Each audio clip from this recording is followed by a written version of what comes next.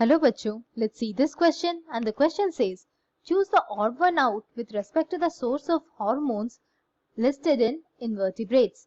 हमारा क्वेश्चन यहाँ पर ये पूछ रहा है कि इनमें से जो इन्वर्टिब्रेट्स दिए गए हैं उनमें से कौन सा ऑड वन आउट है उनके हार्मोन के सोर्स के बेसिस पर।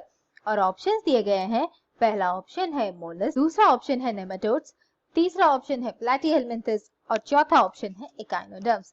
और की कॉन्सेप्ट इस क्वेश्चन के लिए ये रहेंगे कि एंडोक्राइन ऑर्गन्स क्या रहते हैं अलग अलग फाइलम्स में, और स्पेसिफिकली ये जो चारों फाइलम्स हैं जो कि मेंशन किया गया है उन चारों में एंडोक्राइन ऑर्गन्स क्या होते हैं।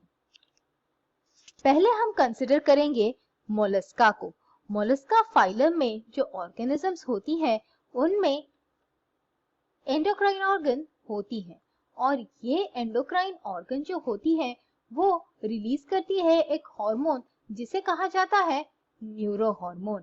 और ये न्यूरो हार्मोन एक्ट करता है बॉडी के गोनेड्स पे, और ये एक्ट करने के बाद गोनेड से रिलीज होता है पर्टिकुलर हार्मोन्स जो कि सेक्स डिटर्मिनेशन के हार्मोन्स होते हैं।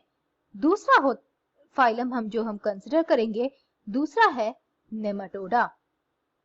और नेमाटोडा के बारे में हमें ये पता है नेमाटोडा में स्पेसिफिक कोई एंडोक्राइन ऑर्गन नहीं होता, और एंडोक्राइन ऑर्गन ना होने के कारण ऐसा नहीं है कि इनके बॉडी में हार्मोन्स एक्ट नहीं करते हैं इनके बॉडी में, लेकिन इनमें जो हार्मोन का इंटरेक्शन होता है वो नर्व्स और मसल सेल्स के बीच में होता है। तीसरा फाइलम जो हम कंसिडर करेंगे वो है प्लैटीहेलमिन्थस।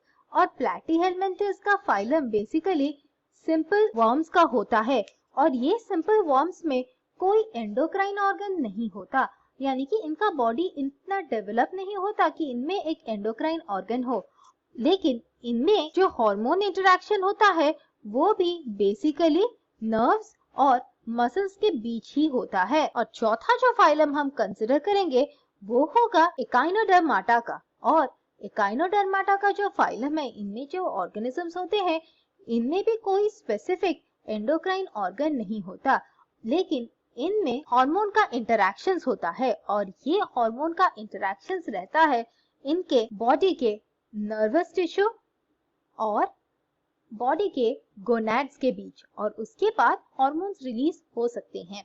इसीलिए हमारे क्वेश्चन के हिसाब से हमें ये पूछा गया है कि हमें ऑड वन आउट चूज करना है, वो भी सोर्स ऑफ हार्मोन के बेसिस पर। और ऑप्शंस दिए गए हैं मोलस्किस यानी मोलस्का का जो फाइलम है यहाँ पर एंडोक्राइन ऑर्गन होता है, और ये एंडोक्राइन ऑर्गन जो होता है वो हार्मोन्स रिलीज करता है जो कि बाकी ग्लैंड्स को इन्फ्लुएंस करता है। इसीलिए हमारा आंसर है ऑप्शन ए मोलस्किस, क्योंकि बाकी जो तीन ऑप्शन दिए हैं नेमाटोडा, प्लैटीहेलमिन्थस और एकाइनोडर्माटा उनमें कोई एंडोक्राइन ऑर्गन नहीं होता, और एंडोक्राइन ऑर्गन नहीं होने के कारण इनमें ऐसा नहीं है कि हार्मोन इंटरेक्शन नहीं होता। हार्मोनल इंटरेक्शन होता है वो नर्वस टिश्यू और ग्लैंड्स के बीच में होता है। I hope you understood the solution. Thank you and all the best.